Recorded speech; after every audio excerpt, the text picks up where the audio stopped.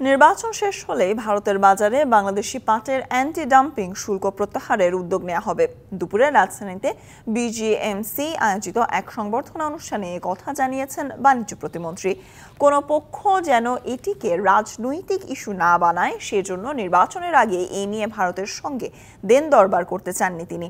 এছাড়া কাঁচা পাটের দাম নির্ধারণের আশ্বাসও দেন বাণিজ্য প্রতিমন্ত্রী। এর আগে দেশের পাট শিল্পের নানা সংকট তুলে ধরেন ব্যবসায়ীরা। মানসম্মত বীজের অভাবে দেশের পাট শিল্প আমদানি করা বীজ নির্ভর হওয়ায় কাঙ্ক্ষিত উৎপাদন হয় না বলেও অভিযোগ করেন ব্যবসায়ীরা। এছাড়া পাট কেন কৃষি পণ্যের স্বীকৃতি পাবে না তা নিয়েও প্রশ্ন তোলেন এফবিসিসিআই এর সভাপতি মাহবুবুল আলম।